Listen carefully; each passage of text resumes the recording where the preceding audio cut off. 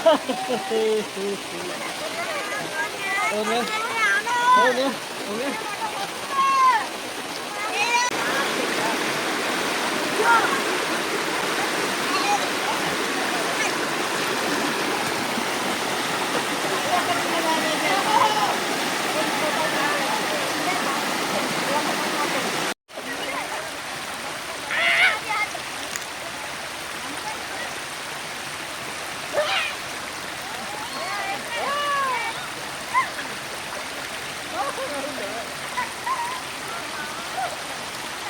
Right, ඔන්න අද අපි ඇවිල්ලා ඉන්නේ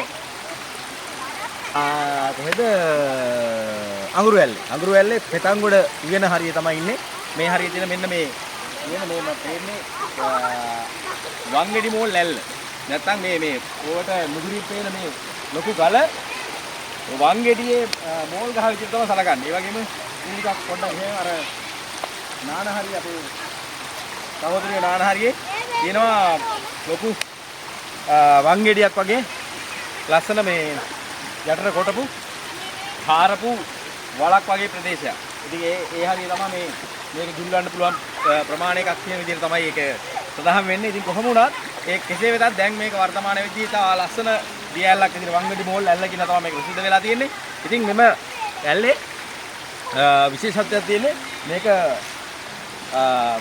රජ කාලේ ඉඳන් පැවතෙන ඇල්ලක්. නැත්තම් අපේ ලංකාවේ ඉතා සුවිශේෂී ඇල්ලි වලින් එකක් තමයි මේක. මේක සෑහෙන දුර ඉඳන් පටන් ගන්න ඇල්ල. ඉතින් මේිට එහා පැත්තේ තියෙන පෙතන්ගොඩ උයන නැත්තම් ඒ වගේම පෙතන්ගොඩ උයනෙම කටුන පඳුර නැත්තම් ඒකත් සුවිශේෂයි. ඔබ දන්නවා රජතුමා නැත්තම් පොදුමල්ලි රජතුමා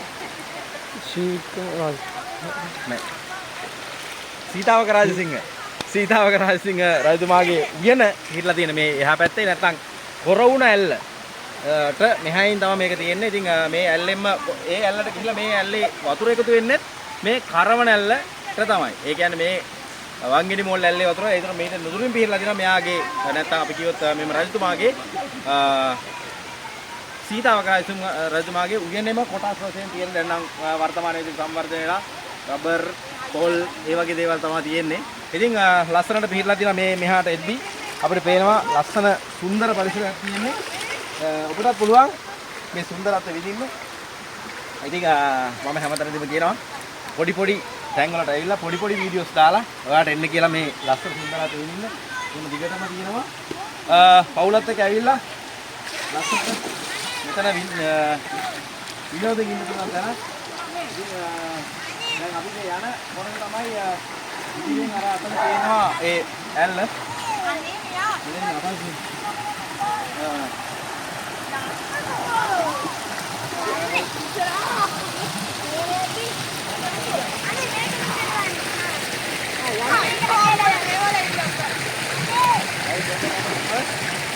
මෙතන තමයි වංගෙඩි නැත්නම් වංගෙඩි මෝල් ඇල්ලේ මේ වංගෙඩිය කියන කොටස මෙතන තමයි තියෙන්නේ. මේක ලොකු ප්‍රමාණයක තියෙන්නේ. ලස්සන දිගට මේක වටේ දැන් අපිට දැන් වතුර පිරලා හින්දා පේන්නේ නැහැ. නමුත් මේක ලස්සනට වටේට හොඳ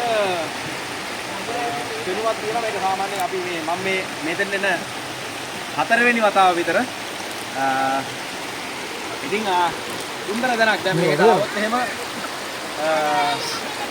මෙතෙන්ට આવොත් එහෙම ඔයාලට පුළුවන් ඉතින් විනෝද වෙලා දවසක් වුණත් මෙතන නාලා කරලා යන්න පුළුවන් තැනක්. ඉතින් ඔන්න ඉතින් මේ කෙටි වීඩියෝ එකට ආරාධනා කරනවා මේ ඇල්ල ලස්සනට තියෙනවා.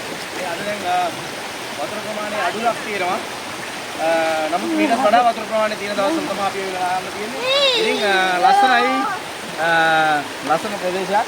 දැන් ඔයාලට පුළුවන් තව එකක් තියෙනවා මෙතන. මේ ගාවට આવත් එහෙම මේ ෆිස් තෙරපියක් ගන්නත් පුළුවන්. කකුල් දෙක දාගෙන හිටපුවාම ෆිස් තෙරපියක් එහෙමත් ගන්න පුළුවන් කරා තමයි මෙතන. ඉතින් ෆිස් තෙරපියක් ගන්න පුළුවන් තැනකට ඔන්න ඔයාලා එක්ක ඇවිල්ලා තිනවද? එහෙනම් ආරාධනා කරනවා ලස්සනට මේ සුන්දරත්වය විඳින්න හම්බෙමු. ඔන්න එහෙනම් ඔන්න මම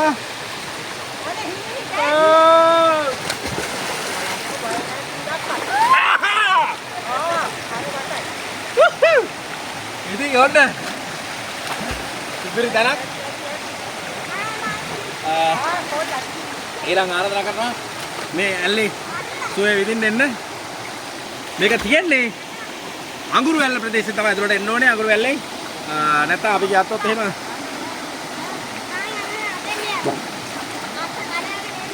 පිස්තරපිය ඔන්න හම්බ වෙනවා. දැන් මේ වෙද්දි පිස්තරපිය හම්බ වෙනවා අපිට.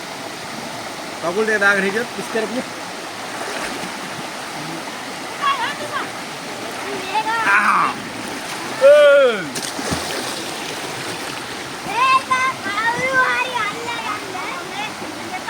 ඉතින් ඔන්න මේ කෙටි වීඩියෝ එක මම නවතිනවා.